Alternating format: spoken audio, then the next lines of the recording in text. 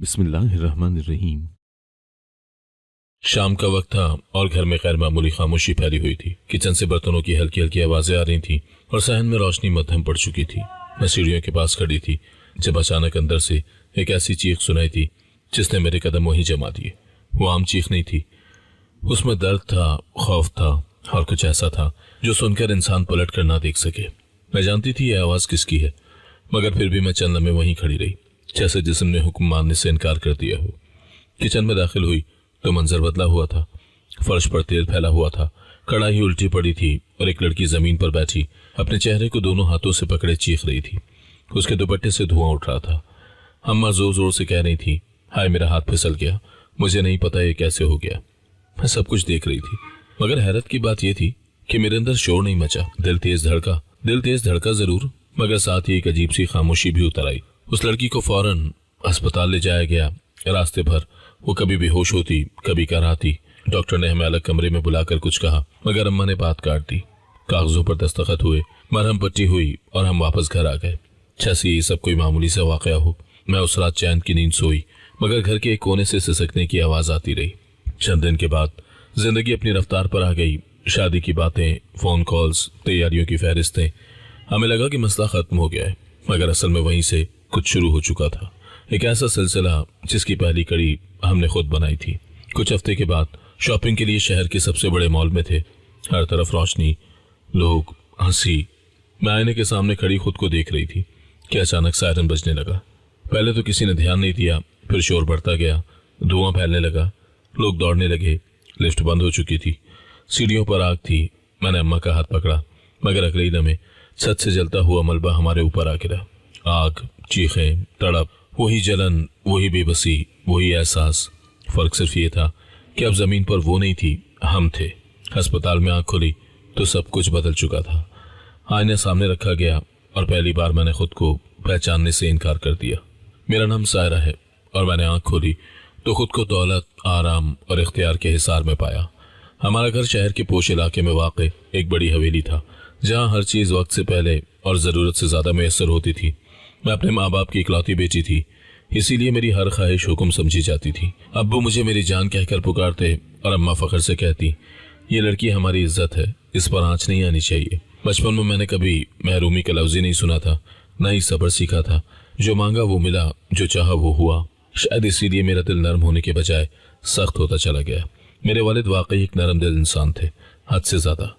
अक्सर कहते, सायरा, इंसान का असल इम्तिहान उसकी ताकत में नहीं, उसके रहम में होता है। मैं इस बात पर हंस देती थी, मुझे ये सब किताबी बातें लगती थी। अम्मा भी अक्सर उन्हें टोक देती, हर किसी पर तरस करना अच्छी बात नहीं, लोग फ़ायदा उठाना जानते हैं। अब्बू मुस्कुराकर खामोश हो जाते, मगर मैं जानती थी वो अम्मा की बात से मुत्तफिक नहीं होते थे। एक दिन अब्बू ने हमें ड्राइंग रूम में बिठाया। उनके चेहरे पर अजीब सी संजीदगी थी। अम्मा ने फौरन भांप लिया कि बात मामूली नहीं। उन्होंने पूछा, खैर तो है? अब्बू ने गहरी सांस ली और कहा, मैंने एक फैसला किया है और चाहता हूं कि तुम दोनों मुझे समझने की कोशिश करो। मैंने बेदिली से मोबाइल साइड पर रखा। अब्बू ने बताया कि उन्होंने एक बेवा औरत से निकाह करने का इरादा किया है, जो कैंसर की मरीजा है और उसकी एक 11 साल बेटी भी है। अल्फाज मेरे कानों में गूंजते रह गए। ये क्या कह रहे हैं आप? अम्मा की आवाज़ पहली बार ऊंची हुई। हमें उसकी क्या ज़रूरत है? वो औरत अकेली है, बीमार है। अब्बू ने नरमी से जवाब दिया, और अल्लाह ने हमें बहुत दिया है। मैंने तलखी से कहा, तो अस्पताल का खर्च दे देंगे, घर में लाने की क्या ज़रूरत है? अब्बू ने मेरी तरफ देखा, उनकी आंखों में मायूसी की झलक थी। सायरा, इंसानियत सिर्फ पैसे देने का नाम नहीं। मगर मेरे दिल में उस वक्त सिर्फ एक एहसास था, नाराज़गी। मुझे लगा जैसे कोई अजनबी हमारी दुनिया में ज़बरदस्ती दाखिल होने वाला है। अम्मा ने बात वहीं ख़त्म कर दी, मगर उनके चेहरे पर वो नागवारी जम गई जो फिर कभी ना उतरी। चंद हफ्तों के बाद वो दिन आ गया। एक सादा सी गाड़ी हमारे गेट पर रुकी। मैं बालकनी से नीचे देख रही थी।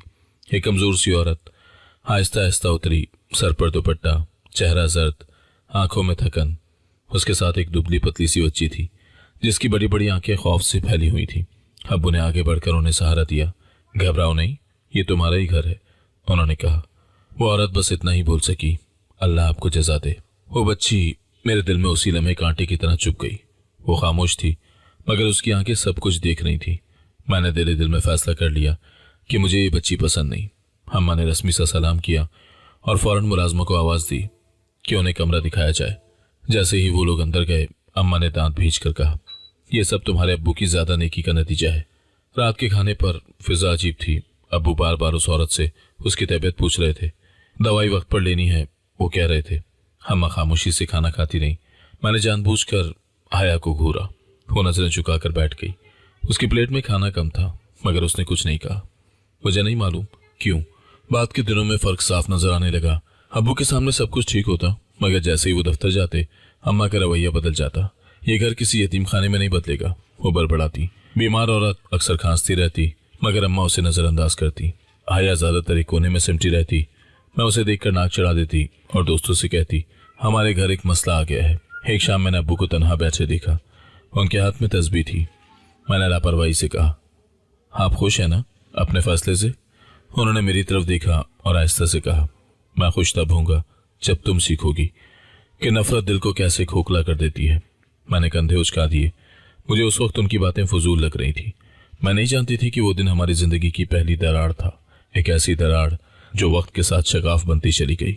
उस दिन हमें सिर्फ इतना लगा कि हमारे घर में 2 इजाफी लोग आ गए हैं। हमें यह एहसास नहीं था कि उसी दरवाजे से एक ऐसी कहानी दाखिल हो चुकी है जो अंजाम तक पहुंचते पहुंचते हमें खुद हमारे सामने बेनकाब कर देगी। बाबा के सामने माँ का रवैया हमेशा बदला हुआ होता था। वो नर्म लहजे में बात करती, मुस्कुराकर पूछती कि दवाई ली है या नहीं, मगर जैसे ही बाबा दफ्तर के लिए निकलते फिजा बदल जाती। एक दिन मैंने खुद देखा कि दोपहर के वक्त वो औरत किचन में खड़ी खांसी से दोहरी हो रही थी और अम्मा ने उसे देखकर कहा, यहाँ क्यों खड़ी हो, जाकर लेट जाओ, काम नौकरों का है। मगर नौकर मौजूद न था। औरत खामोशी से वापस मुड़ गई। उसकी बेटी हया ने दबे कदमों से जाकर उसे सहारा दिया। मैं दरवाजे के पास खड़ी सब देख रही थी और मुझे अजीब सा सुकून महसूस हुआ कि अब अम्मा के हुक्म चलने लगे हैं। दवाइयों का मामला भी अजीब था। बाबा खुद चेक करते तो सब कुछ पूरा होता मगर उनकी गैर मौजूदगी में अक्सर नुस्खे दराज में पड़े रहते। एक शाम उस औरत ने कमजोर आवाज में अम्मा से कहा, बीबी आज दवाई खत्म हो गई है। अम्मा ने साथ लहजे में जवाब दिया, कल ले आऊंगी, अभी बहुत मसरूफ हूँ। वो औरत बस सर हिलाकर खामोश हो गई। हया ने माँ की तरफ देखा जैसे कुछ कहना चाहती हो मगर फिर नजरें झुका दी। मुझे याद है उस दिन अम्मा ने मेहमानों के लिए खास खाना बनवाया था मगर उस बीमार औरत के हिस्से में बस सूखी रोटी आई। बाबा को शायद कुछ अंदाजा होने लगा था। वो कभी कभी हया को बुलाकर पूछते, तुम्हारी अम्मी की तबीयत कैसी है? हया धीरे से जवाब देती, ठीक है अब्बू।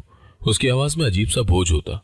एक दिन बाबा ने अम्मा से कहा, मुझे लगता है उसे डॉक्टर के पास लेकर जाना चाहिए। अम्मा ने फौरन बात बदल दी, आप खुद ही ले जाए ना, मैं मसरूफ हूँ। मैंने पहली बार बाबा के चेहरे पर नागवारी देखी मगर वो खामोश रहे। फिर वो दिन आया जिसने सब कुछ बदल दिया। बाबा सुबह हस्बे मामूल तैयार हो रहे थे। मैं नाश्ते की मेज पर बैठी थी। उन्होंने अचानक सीने पर हाथ रखा और कुर्सी से टेक लगा दी। सायरा, बस इतना ही कह पाए। मैं घबरा गई। अम्मा दौड़कर आई, शोर मचा, मुलाजमों को आवाज दी गई मगर सब कुछ लम्हों में खत्म हो गया। बाबा हमें छोड़कर जा चुके थे। घर में पहली बार ऐसा सन्नाटा उतरा जो दीवारों तक को बोझल कर गया। जनाजे के बाद लोग आते रहे, ताजियत करते रहे। अम्मा रो तो रही थी मगर आंसुओं में वो दुख नहीं था जो होना चाहिए था। मैंने देखा कि वो बार बार हिसाब किताब की फाइलें देख रही थी। जैसे ही बाबा दफन हुए घर की भागदौड़ मुकम्मल तौर पर अम्मा के हाथ में आ गई। उस दिन से अंदाज बदल गया। वो औरत जो पहले ही कमजोर थी अब और नजरअंदाज होने लगी। किसी ने उससे हाल पूछना गवारा न किया। हया सारा दिन उसके पास बैठी रहती, कभी पानी देती, कभी पंखा चलती। एक रात उस औरत की हालत बहुत खराब हो गई। उसकी सांस उखड़ रही थी। हया रोती हुई अम्मा के कमरे में आई। बीबी, अम्मा की तबीयत बहुत खराब है, उसने कांपती आवाज में कहा। अम्मा ने नागवारी से कहा, इतनी रात को ड्रामा क्यों कर रही हो, सुबह देखेंगे। मैं भी वहीं खड़ी थी, मैंने कुछ नहीं कहा। हया वापस मुड़ गई। उस रात घर में कोई डॉक्टर नहीं आया। अगली सुबह वो औरत जिंदा न थी। कमरे में अजीब सी खामोशी थी। हया उसके पास बैठी थी, आंखें खुश्क, जैसे आंसू भी खत्म हो चुके हों। अम्मा ने एक नजर लाश पर डाली और कहा, अल्लाह की मर्जी थी, अब क्या किया जा सकता है। कोई जनाजा बड़े पैमाने पर नहीं हुआ। चंद लोगों ने आकर रस्म पूरी की। मैंने महसूस किया कि घर से एक बोझ हट गया है। कम से कम मुझे ऐसे ही लगा। मौत के बाद सबसे ज्यादा खामोशी हया में आ गई। वो जैसे बोलना ही भूल गई हो। अम्मा ने उसी दिन फैसला सुना दिया, अब तुम यहीं रहोगी, काम भी करोगी। हया ने कोई सवाल नहीं किया। उसने बस सर झुका दिया। उसकी आंखों में एक पल के लिए आंसू चमके, फिर वो भी गायब हो गए। उस लम्हे वो वाकई अकेली हो चुकी थी। घर का निजाम बदलने लगा। अम्मा ने उसके लिए अलग कमरा भी जरूरी न समझा। पुराने स्टोर रूम को साफ करके उसे वहीं डाल दिया गया। मैंने उसे पहली बार उसके कमरे में जाते देखा। उसने दरवाजे पर रुककर एक बार पीछे मुड़कर देखा, शायद किसी सहारे की तलाश में, मगर हम में से किसी ने भी उसकी तरफ कदम न बढ़ाया। उस दिन के बाद हया हमारे लिए सिर्फ एक साया बन गई। मुझे याद है, एक शाम में सीढ़ियों से उतर रही थी कि हया को सहन में बैठे देखा। वो अपनी माँ के पुराने दुपट्टे को हाथ में लिए खामोश बैठी थी। मैंने तंजिया अंदाज में कहा, अब क्या करोगी? उसने नजरें उठाकर मुझे देखा और बस इतना कहा, जो हुक्म होगा। इस एक जुमले में उसकी सारी दुनिया सिमट आई थी। बाबा के जाने के बाद घर में रहम वाकई रुखसत हो चुका था। अम्मा के फैसले कानून बन गए थे और मेरा दिल भी उनके साथ सख्त होता चला गया। हमें एहसास तक न था कि एक यतीम बच्ची जिसका सब कुछ छिन चुका है खामोशी से हमारे दरमियान सांस ले रही है। हम ये भी न जानते थे कि उसकी खामोशी में एक दिन ऐसा हिसाब छुपा है जो वक्त आने पर पूरा होकर रहेगा। माँ ने एक सुबह फैसला सुनाया और किसी से मशवरा न किया। हया को घर के पिछले हिस्से में मौजूद सर्वेंट क्वार्टर में मुंतकिल कर दिया गया, जैसे वो बरसों से वहीं की रहने वाली हो। उसके बिस्तर के नाम पर एक पुराना सा चारपाई, एक टूटी हुई अलमारी और एक बल्ब था जो अक्सर चमचमाता रहता। उसी दिन उसे बताया दिया गया कि अब वो बाकायदा मुलाजमा है। उस उम्र में जब बच्चे स्कूल के बस्ते उठाते हैं, वो सिंक के सामने खड़ी बर्तन धो रही थी। सुबह फजर से पहले उठना, सहन धोना, कमरों की सफाई और शाम तक काम खत्म न होता। पूरा घर उसके जिम्मे डाल दिया गया था, मगर उसके हिस्से में न शुक्रिया आता न सुकून। उसे हमारे उतरे हुए कपड़े पहनने पड़ते। कभी कमीज लंबी होती तो आस्तीन मोड़ लेती, कभी शलवार पड़ी होती तो कमर पर गिरह लगा लेती। बासी खाना उसकी किस्मत था, अक्सर बचा हुआ सालन या सूखी रोटी। एक दिन मैंने अम्मा से कहा, उसे नया जोड़ा क्यों नहीं दिला देते? अम्मा ने बेनियाजी से जवाब दिया, नौकरानी को उतना ही काफी होता है। आदत खराब मत करो। हया किचन के दरवाजे पर खड़ी ये बात सुन रही थी, मगर उसने चेहरे के तासुरात न बदले। मैं स्कूल जाती रही, फिर कॉलेज शुरू हो गया। मेरी सुबह इस्त्रीशुदा यूनिफॉर्म और नाश्ता टेबल से शुरू होती। हया उन्हीं सुबह में सहन में झाड़ू लगा रही होती। मैं आईने के सामने बाल संवारती तो वो पानी की बाल्टी उठाई गुजर जाती। मैं उसे देखकर नाक चढ़ाती और दोस्तों से फोन पर कहती, हमारे घर में अजीब लोग हैं। वो हमेशा सर झुकाकर काम करती। उसकी आंखों में शिकवा नहीं होता, सिर्फ खामोशी होती, जैसे जबान पर ताला लगा हो। माँ उसे बात बात पर डांटती, ये बर्तन ठीक से नहीं धुले, ये फर्श क्यों गीले हैं, ये कपड़े इधर क्यों रखे हैं। हया कभी जवाब न देती। एक दिन मैंने सुना, अम्मा चीखी, कानों में रुई टूसी है क्या? हया ने आहिस्ते से कहा, जी अभी ठीक कर देती हूँ। उसकी आवाज में न जिद थी न शिकायत, बस हुक्म की तामील। वक्त यूं ही गुजरता रहा। हम बड़े होते गए और उसकी खामोशी गहरी होती गई। उसके दिन काम में और रातें उस छोटे से कमरे में गुजरने लगी। कभी कभी वो दरवाजे के बाहर बैठकर आसमान की तरफ देखती, जैसे कुछ ढूंढ रही हो। एक शाम मैंने उसे देखा कि वो टूटी अलमारी से एक पुरानी कॉपी निकालकर पलट रही थी। मैंने तंजिया अंदाज में कहा, ये क्या है? वो घबरा गई, फिर धीरे से बोली, अम्मी के जमाने की थी। अम्मा की आवाज आ गई, फजूल चीजें जमा करने का शौक है, जाकर काम करो। हया ने कॉपी वापस रख दी। घर में अक्सर मेहमान आते, उनके सामने हया नजर नहीं आनी चाहिए थी, यही हुक्म था। अगर वो दिख भी जाती तो अम्मा कहती, ये बस काम वाली है। एक मरतबा एक खाला ने पूछ लिया, ये बच्ची स्कूल नहीं जाती? अम्मा ने हंसकर कहा, इसे पढ़ाई में दिलचस्पी नहीं। मैंने पहली बार देखा कि हया की पलकें एक लम्हे को कांपी, मगर फिर वो किचन में गुम हो गई। कुछ वाकयात छोटे थे मगर मुसलसल। कभी पानी की बाल्टी उलट गई तो पूरा इल्जाम उसी पर, कभी बिजली का बिल पड़ गया तो कहा गया सारा दिन बल्ब जलाती रहती है। मैंने एक दिन उसे लॉन में पौधों को पानी देते देखा, उसके हाथ कांप रहे थे। मैंने कहा, इतना आहिस्ता क्यों? उसने बस इतना कहा, पौधे टूट जाते हैं। उस जुमले पर मैं हंस दी। मुझे उस वक्त अंदाजा ही नहीं था कि वो खुद भी एक नाजुक पौधा है। कॉलेज के दिनों में मेरे दोस्त घर आने लगे। मैं अपनी जिंदगी की किस्से सुनाती, वो हंसते। हया चाय बना कर लाती तो नजरें झुकाए रखती। एक दोस्त ने सरगोशी में कहा, ये लड़की कितनी खामोश है। मैंने लापरवाही से जवाब दिया, नौकरानी है। हया ने शायद सुना या शायद नहीं। उसने कप रखे और चली गई। कभी कभी अम्मा उसे बाजार भेज देती, फहरिस्त लंबी होती और वक्त कम। एक बार वो देर से लौटी तो अम्मा ने कहा, पैसे कहाँ हैं? हया ने रसीद आगे बढ़ा दी। अम्मा ने शक की निगाह से देखा, फिर पैसे गिने, सब पूरे थे। फिर भी डांट पड़ी, अगली बार देर ना हो। हया ने सर हिला दिया। एक रात तेज बारिश हुई, सर्वेंट क्वार्टर की छत से पानी टपकने लगा। हया ने बाल्टी रखकर गुजारा किया। अगली सुबह उसने अम्मा को बताया, जवाब मिला, अभी वक्त नहीं है, बाद में देखेंगे। वो खामोशी से वापस चली गई। मैंने पहली बार सोचा कि ये सब मामूल कैसे बन गया है, मगर फिर मैंने अपने काम से काम रखा। यूं दिन महीनों में और महीने बरसों में बदलते गए। मैं आगे बढ़ती रही और वो वहीं रुकी रही, मगर रुकी भी नहीं, बस चलती रही बगैर आवाज के। हम बड़े होते गए और उसकी खामोशी गहरी होती गई। ऐसी खामोशी जो दीवारों में जज्ब होकर पूरे घर पर छा गई थी। हमें ये गुमान तक न था कि इसी खामोशी में एक दिन हिसाब की गूंज सुनाई देगी, और वो दिन दूर नहीं था। जवानी में कदम रखते ही फर्क वाकई नुमायां हो गया था। ऐसा फर्क जो छुपाए नहीं छुपता। मेरी जिंदगी आईनों, लाइट्स और खुशबुओं के गिर्द घूमने लगी थी। मैं हफ्ते में 2 बार ब्यूटी पार्लर जाती, कभी फेशियल, कभी थ्रेडिंग, कभी बालों का नया ट्रीटमेंट। अम्मा खुद मुझे तैयार होकर देखती तो मुतमईन हो जाती और कहती, लड़की हो तो सायरा जैसी शान से जियो। मुझे ये बात अच्छी लगती थी। मुझे लगता था हुस्न पर मेरा हक है जैसे दौलत पर है। मगर उसी घर में एक और चेहरा भी था जो किसी आईने, किसी क्रीम या किसी महंगे ट्रीटमेंट का मोहताज ही नहीं था। हया सुबह सवेरे झाड़ू लगाते हुए दुपट्टा सर पर जमाए सादा से कपड़ों में भी अजीब सी अलग दिखाई देती थी। उसके चेहरे पर ना फाउंडेशन थी ना लिपस्टिक, फिर भी उसकी रंगत दूध जैसी साफ लगती। आंखों में एक कुदरती चमक थी जो नींद, थकन और काम के बावजूद बुझती नहीं थी। मैंने कई बार खुद को आईने में देखकर फिर उसकी तरफ देखा और दिल में एक अजीब सी खटक महसूस की। एक दिन मैं पार्लर से वापस आई, बाल नए स्टाइल में थे, चेहरा फ्रेश लग रहा था। अम्मा ने तारीफ की, बहुत अच्छी लग रही हो। उसी लम्हे हया चाय लेकर कमरे में आई। मैंने देखा अम्मा की नजरें एक लम्हे के लिए मेरे चेहरे से हटकर हया पर रुक गई। वो पुराने से सूट में थी, मगर उसकी सादगी कमरे में अलग ही नुमायां हो गई। अम्मा ने चाय का कप लेते हुए जरा तेज लहजे में कहा, इधर रखो और जाओ। हया ने खामोशी से कप रखा और पलट गई। उस दिन के बाद अम्मा का रवैया और बदलने लगा। वो अक्सर हया को गौर से देखती, जैसे उसके चेहरे में कोई खामी तलाश कर रही हूँ। एक बार मैंने उन्हें कहते सुना, ये नौकरानी होकर इतनी नुमाया क्यों लगती है? मैंने भी तलखी से जवाब दिया, सच में लगता ही नहीं कि काम वाली है। हमारे जुमलों में हसद साफ झलक रहा था, मगर हम उसे मानने को तैयार नहीं थे। मेहमान आते तो मसला और बढ़ जाता। कोई डिलीवरी बॉय हो या मोहल्ले की कोई औरत, सबकी नजरें गैर आदी तौर पर हया की तरफ चली जाती। एक दिन सब्जी वाला पैसे लेते हुए रुक गया और बोला, ये लड़की आपकी बेटी है? अम्मा ने घूर कर उसे देखा, नहीं, काम वाली है, तुम अपने काम से काम रखो। वो चला गया, मगर अम्मा का मूड खराब हो चुका था। उन्होंने उसी दिन हया को बुलाकर कहा, दुपट्टा ठीक से ओढ़ा करो, ये कोई नुमाइश की जगह नहीं है। हया ने बस सर हिला दिया। मुझे भी उसकी मौजूदगी चुभने लगी थी। कॉलेज से आकर मैं लॉन में बैठती तो वो पौधों को पानी दे रही होती। मैंने एक दिन तंज़ी अंदाज में कहा, इतनी मेहनत करके क्या मिल जाता है? उसने पहली बार मेरी तरफ देखकर कहा, काम खत्म हो जाता है, बस इतना सा जवाब।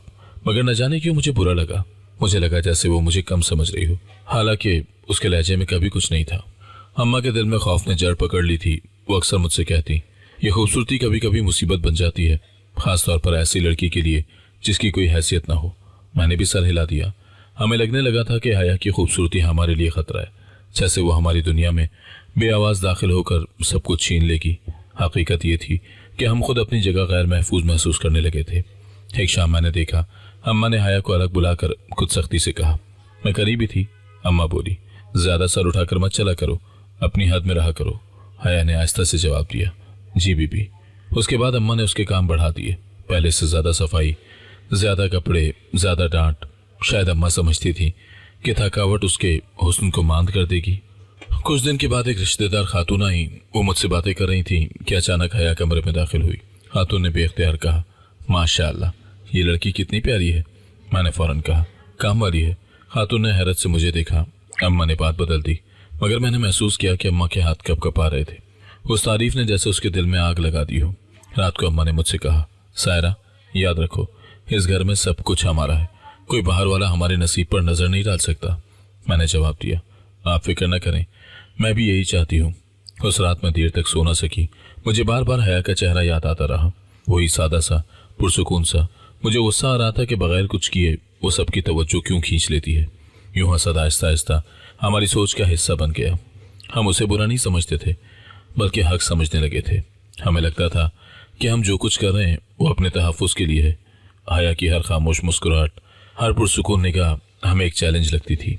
हम अंधे हो चुके थे, इस कदर कि हमें अपनी स्याही नजर ही नहीं आ रही थी। हमें यह भी अंदाजा न था कि यह हसद हमें किस हद तक ले जाएगा, और वो हद अब ज्यादा दूर नहीं थी। एक दिन अम्मा ने मुझे बताया कि मेरे लिए रिश्ता आ रहा है, और उनकी आवाज में वो फख्र था जो सिर्फ बड़ी कामयाबी पर आता है। मैंने लापरवाही से पूछा, कौन है? अम्मा ने कहा, बड़े बिजनेस टाइकून के बेटे हैं, नाम जावियार है, खानदान बहुत बावकार है। मैंने आईने में खुद को देखा और दिल ही दिल में मुस्कुरा दी। तैयारियां फौरन शुरू हो गईं। घर की सफाई, पर्दों की तब्दीली, बर्तनों की चमक, सब कुछ गैर मामूली था। अम्मा ने खास तौर पर ताकीद की कि उस दिन सब कुछ बेहतरीन होना चाहिए, जैसे पूरा घर किसी इम्तहान से गुजरने वाला हो। जावियर और उसके वालिदैन वक्त पर पहुंच गए। वो वाकई सुलझा हुआ लड़का था। बात करने का अंदाज नर्म, आंखों में ठहराव। उसकी माँ नफीस साड़ी में मलबूस थी और बाप खामोश मगर बावकार। मुझे ड्राइंग रूम में बिठाया गया। रस्मी बातचीत हुई। उन्होंने मुझसे तालीम और दिलचस्पियों के बारे में सवाल किए। मैंने पूरे एतमाद से जवाब दिए। अम्मा बार बार मेरी तरफ देखकर मुतमईन अंदाज में सर हिलाती। मुझे महसूस हो रहा था कि सब कुछ हमारे हक में जा रहा है। चाय का वक्त आया तो अम्मा ने किचन की तरफ देखा और आवाज़ दी, चाय ले आओ। मुझे अंदाज़ा था कि अब क्या होने वाला है। हया ट्रे उठाए अंदर आई। वो हमेशा की तरह सादा लिबास में थी, बाल सलीके से बंधे हुए, दुपट्टा ठीक तरह ओढ़ा हुआ। उसने नजर नीचे रखकर कप रखे। कमरे में एक लम्हे को खामोशी छा गई। जावियर की माँ ने बेख्तियार मुस्कुरा कर कहा, कितनी सलीके वाली बच्ची है। मेरा दिल धक से रह गया। जावियर की नजरें वाकई उस पर ठहर गई थी। ये कोई बेअदबी नहीं थी, बस एक कुदरती सा ठहराव था, मगर हमारे लिए यही बात था। उसकी माँ ने पूछ लिया, ये कौन है? अम्मा के लहजे में फौरन तलखी आ गई। दूर की रिश्तेदार है, यतीम थी तो रख ली है। हया ने नजरें मजीद झुका ली और कमरे से बाहर चली गई। मगर जो होना था हो चुका था। अम्मा ने सब देख लिया था और मैंने भी। मेहमानों के जाने के बाद अम्मा ने दरवाज़ा बंद किया और गहरी सांस ली। देखा तुमने? उन्होंने मुझसे कहा। मैंने खामोशी से सर हिला दिया। ये लड़की हमारे लिए मसला बन जाएगी, अम्मा ने आहिस्ता मगर फैसला कुन अंदाज में कहा। मैंने पहली बार उनकी आंखों में खौफ देखा, ऐसा खौफ जो हसद से जन्म लेता है। मैंने कहा, शायद आप ज्यादा सोच रही हैं। अम्मा ने तलखी से जवाब दिया, मैंने बहुत दुनिया देखी है, ये खूबसूरती किसी दिन तुम्हारा हक छीन लेगी। उसी रात अम्मा ने मुझे अपने कमरे में बुलाया। दरवाजा बंद था। उन्होंने धीमे लहजे में कहा, सायरा, इस घर में सब कुछ तुम्हारा है, मैं किसी को ये सब बर्बाद नहीं करने दूंगी। मैंने कुछ कहना चाहा मगर अल्फाज मुंह में ही रह गए। मुझे खुद नहीं मालूम था कि मैं क्या चाहती हूँ, मगर इतना जरूर था कि मुझे हया की मौजूदगी अब नाकाबिले बर्दाश्त लगने लगी थी। अगले दिन घर में अजीब सी खामोशी थी। अम्मा ने हया को ज्यादा काम दे दिया। किचन अच्छी तरह साफ करो, आज बहुत मेहमान आने थे, उन्होंने कहा। हया ने बगैर कुछ कहे काम शुरू कर दिया। मैं दरवाजे के पास खड़ी सब देख रही थी। अम्मा किचन में आ जा रही थी, कभी तेल की बोतल उधर रखती, कभी बर्तन बदल देती। उनके अंदाज में गैर मामूली बेचैनी थी। दोपहर के वक्त अम्मा ने मुझसे कहा, तुम अपने कमरे में रहो। मैंने पहली बार उनकी बात मान ली, मगर तजस्सुस ने मुझे चैन न लेने दिया। मैंने आहिस्ता से किचन की तरफ झांका। हया चूल्हे के पास खड़ी सब्जियां काट रही थी। उसका दुपट्टा जरा सा सरक गया था। अम्मा ने तेज नजरों से देखा और कहा, दुपट्टा ठीक करो। हया ने फौरन दुरुस्त कर लिया। किचन में गर्म तेल की खुशबू फैली हुई थी।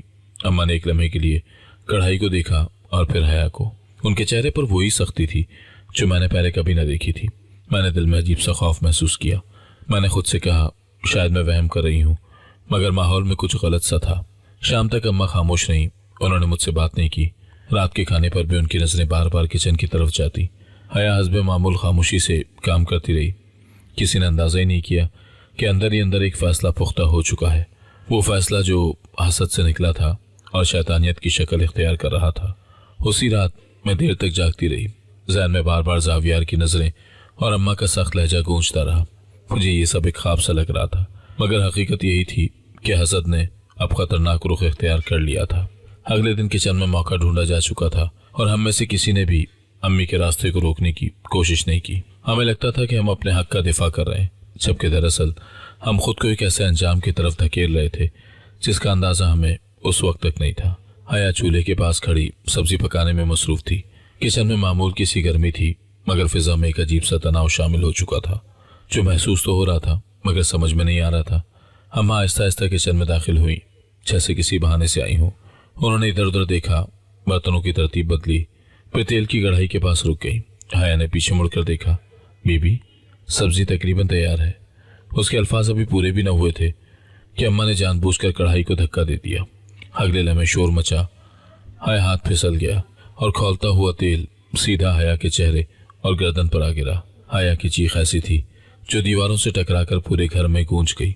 वो जमीन पर बैठ गई, दोनों हाथ चेहरे पर रखे और मुसलसल चीख रही थी। मैं दरवाजे पर खड़ी सब देख रही थी। एक लम्हे के लिए मेरा दिल तेज धड़का, मगर उसके फौरन बाद अजीब सा सुकून उतर आया, जैसे कोई बोझ हट गया हो। अम्मा ने फौरन शोर मचाना शुरू कर दिया। अरे ये क्या हो गया? मैंने तो कुछ नहीं किया, खुद ही आ गई थी।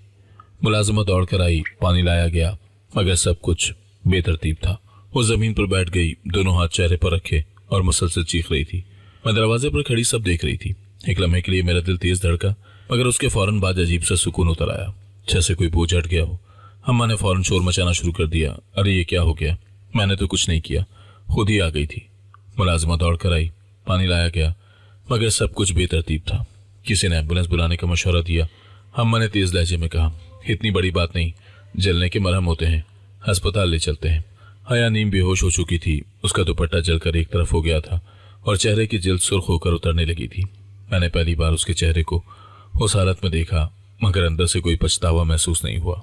मुझे बस ये लग रहा था कि जो होना था वो हो गया। अस्पताल में डॉक्टरों ने फौरन इब्तिदाई इलाज शुरू किया। एक डॉक्टर ने रिपोर्ट देखकर कहा, जलन गहरी है, खासतौर पर चेहरे पर। प्लास्टिक सर्जरी की जरूरत पड़ेगी, वरना मुस्तकिल दाग रह जाएंगे। अम्मा ने फौरन हाथ खड़े कर दिए। हम गरीब लोग हैं, इतना बड़ा इलाज नहीं करवा सकते, बस मरहम पट्टी कर दें। डॉक्टर ने हैरत से उन्हें देखा, फिर एक नजर हया पर डाली, जो खामोश आंखों से छत को घूर रही थी। हया को चंद घंटों के बाद घर वापस ले आया गया। उसके चेहरे पर मोटी पट्टियां बंधी थी। वो खामोश थी, जैसे बोलने की ताकत भी खत्म हो चुकी हो। अम्मा ने उसे सीधा सर्वेंट क्वार्टर में भिजवा दिया। आराम करो, बस इतना कहा गया। मैं अपने कमरे में गई और आईने के सामने खड़े होकर खुद को देखा। मुझे लगा अब सब कुछ ठीक हो जाएगा, अब कोई खतरा बाकी नहीं रहा। अगले दिनों में घर का मामूल दोबारा चल पड़ा। हया का काम वक्ती तौर पर कम कर दिया गया, मगर उसकी हैसियत में कोई तब्दीली नहीं आई। वो आधे जले चेहरे के साथ दुपट्टा मजबूती से ओढ़े रहती। अगर कोई आवाज देता तो फौरन आ जाती। उसके चलने में पहले जैसी रवानी ना रही थी। मैंने एक दिन अम्मा से कहा, ये ज्यादा नजर नहीं आती है, इसे अंदर ही रखा करें। अम्मा ने सर हिला दिया, अब कौन देखेगा इसे। रात के वक्त एक अजीब बात होने लगी। मैं अक्सर नींद से जाग जाती तो दूर से किसी के सिसकने की आवाज आती। पहले तो मैंने समझा कि वहम है, मगर फिर एक रात दरवाजा खोल कर देखा। हया जाए नमाज पर बैठी थी, उसका चेहरा दुपट्टे में छुपा हुआ था, मगर आवाज साफ सुनाई दे रही थी। वो आहिस्ता आहिस्ता कुछ कह रही थी, जैसे किसी से बात कर रही हो। मैंने कान लगाकर सुना तो वो कह रही थी, अल्लाह, मैंने किसी का क्या बिगाड़ा था। मैं एक लम्हे को रुकी, फिर दरवाजा बंद करके वापस आ गई। दिन के वक्त हम उस वाक़े को भूल चुके थे। शादी की बातें दोबारा शुरू हो गई। अम्मा फोन पर मसरूफ रहती, डिजाइनर से बात करती, ज्वेलरी की लिस्ट बनाती। मैं भी उन्हीं तैयारियों में गुम हो गई। मुझे हया का चेहरा अब याद भी नहीं आता था। वो जैसे घर के किसी कोने में दब गई थी, नजर से भी और ख्याल से भी। एक दिन डॉक्टर ने फॉलोअप के लिए बुलाया। अम्मा ने जाने से इनकार कर दिया, इतना ही काफी है, जख्म भर जाएंगे। हया ने कुछ नहीं कहा, वो बस खामोशी से खड़ी रही। उसकी खामोशी अब पहले से मुख्तलिफ थी। उसमें एक ठहराव आ गया था, जैसे उसने सब कुछ अल्लाह के सुपुर्द कर दिया हो। कभी कभार मैं उसे सहन में बैठी देखती, धूप में हाथ फैलाए, शायद जख्मों को सुकून मिलता था। मैंने एक दिन तंज़िया अंदाज में कहा, धूप में बैठने से दाग नहीं जाते। उसने मेरी तरफ देखे बगैर कहा, जो अल्लाह ने लिखा है वही होगा। उस जुमले ने मुझे लम्हा भर के लिए चौंका दिया, मगर मैंने फौरन खुद को संभाल लिया। हम अपनी जीत पर नाज़ा थे। हमें लगता था कि सब कुछ हमारे काबू में है। माँ मुतमईन थी, मैं बेफिक्र। हमें ये बिल्कुल एहसास नहीं था कि इस घर में हर रात जो सिसकियाँ उठ रही हैं वो खाली आवाज़ें नहीं हैं। हमें यह भी अंदाज़ा नहीं था कि जिन आंसुओं को हम नज़रअंदाज कर रहे हैं वो कहीं लिखे जा रहे हैं। उस वक्त हमें बस इतना लगता था कि हम जीत चुके हैं, और यही हमारी सबसे बड़ी भूल थी। मेरा रिश्ता बाज़ाब्ता तौर पर पक्का हो चुका था और घर में एक नई चमक आ गई थी। अम्मा दिन भर फ़ोन पर मसरूफ़ रहती, कभी शादी हॉल की बुकिंग, कभी मेहमानों की फहरिस्त, कभी ज्वेलरी की डिज़ाइन। मैं भी इन्हीं तैयारियों में खुद को मसरूफ़ रखती थी। मुझे लगता था कि अब जिंदगी बिल्कुल मेरी मर्जी के मुताबिक चलने वाली है। घर में कह कहे लौट आए थे, जैसे पिछले सब वाक़यात किसी और दुनिया की बात हो। हया पसे मंजर में थी, खामोश, दुपट्टा मजबूती से ओढ़े, कभी नजर आती, कभी नजरों से ओझल हो जाती। एक दिन अम्मा ने खुशी खुशी कहा, आज मॉल चलते हैं, सब कुछ एक ही दिन में देख लेते हैं। मैंने फौरन हामी भर ली। हम दोनों तैयार हुई, महंगे कपड़े, हल्का सा मेकअप, खुशबू और दिल में एक अजीब सा फख्र। घर से निकलते वक्त मैंने पीछे मुड़कर देखा। हया दरवाजे के पास खड़ी थी, उसकी नजरें जमीन पर थीं। अम्मा ने उसे हिदायत दी, हम शाम तक वापस आ जाएंगे, घर का ख्याल रखना। उसने सर हिला दिया। मॉल में दाखिल होते ही रोशनियां, मौसीकी और लोगों का हुजूम हमें अपनी तरफ खींचने लगा। हम एक दुकान से दूसरी दुकान जाते रहे। कभी लहंगा पसंद आता, कभी जेवर। अम्मा बार बार कहती, जो दिल करे वो ले लो, ये दिन दोबारा नहीं आएगा। मैं हंसती और आईने में खुद को देखती। मुझे यकीन था कि ये सब मेरा हक है, हम कॉफ़ी शॉप पर बैठे थे कि अचानक एक तेज़ आवाज़ सुनाई दी। पहले तो लगा किसी ने कुछ गिराया है, मगर फिर सायरन की मुसलसल आवाज़ गूंजने लगी। लोगों के चेहरे बदलने लगे। किसी ने चीख कर कहा कि आग लग गई है। हम दोनों एक दूसरे को देखने लगे। अम्मा ने घबराकर मेरा हाथ पकड़ लिया। चलो यहाँ से निकलते हैं। जैसे ही हम उठे, भगदड़ मच चुकी थी। लोग इधर उधर दौड़ रहे थे। दुकानों के शटर गिरने लगे। हवा में धुएं की बू शामिल हो गई। मैंने दिल में पहली बार खौफ महसूस किया। हम लिफ्ट की तरफ भागे, मगर उसके दरवाजे बंद थे। एक आदमी चीख रहा था, लिफ्ट इस्तेमाल मत करो। अम्मा ने मेरा हाथ और जोर से पकड़ लिया। हम सीढ़ियों की तरफ मुड़े, मगर वहां आग के शोले बुलंद हो रहे थे। गर्मी ऐसी थी कि सांस लेना मुश्किल हो गया। धुआं आंखों में चुभने लगा। मैंने खांसते हुए कहा, अम्मा हम कहाँ जाएं? उनकी आवाज़ कांप रही थी, बस मेरे साथ रहो। अचानक एक जोरदार धमाका हुआ। छत का एक हिस्सा जो लकड़ी और शीशे का था, जलता हुआ नीचे आ रहा था। हमें संभलने का मौका ही न मिला। वो जलती हुई छत सीधी हम पर आ गिरी। अगले लम्हे मुझे महसूस हुआ जैसे आग ने हमें लपेट में ले लिया हो। कपड़ों ने फौरन आग पकड़ ली। गर्मी नाकाबिले बर्दाश्त थी। मैं चीखने लगी। अम्मा भी चीख रही थी। वही जलन, वही तड़प जिसे हमने कभी अहमियत ही नहीं दी थी, आज हमें घिर चुकी थी। लोग दूर से मदद के लिए पुकार रहे थे। किसी ने आग बुझाने वाला सिलेंडर चलाया, किसी ने हमें घसीटने की कोशिश की। मेरी आंखों के सामने सब धुंधला हो रहा था। मुझे बस इतना याद है कि मैं बार बार एक ही बात दोहरा रही थी, मुझे बचा लो। अम्मा की आवाज़ कहीं करीबी थी, मगर मैं उन्हें देख नहीं पा रही थी। फिर सब कुछ तारीकी में डूब गया। जब होश आया तो मैं एक सफ़ेद कमरे में थी। पूरा जिस्म भारी लग रहा था। आंखें खोलने की कोशिश की तो तेज़ दर्द ने रोक लिया। किसी ने कहा, होश आ गया है। मैंने आहिस्ता से पूछा, अम्मा कहाँ है? जवाब आया, वो भी यहाँ है, फिक्र न करें। मैंने गर्दन हिलाने की कोशिश की, मगर तकलीफ बढ़ गई। कुछ देर के बाद एक डॉक्टर मेरे करीब आया। उसने नरमी से कहा, आपको चलने के जख्म आए हैं, मगर जान खतरे से बाहर है। मैंने आईने की तरफ इशारा किया। नर्स ने पहले तो टालने की कोशिश की, मगर फिर आईना थमा दिया। मैंने जैसे ही अपना अक्स देखा, चीख निकल गई।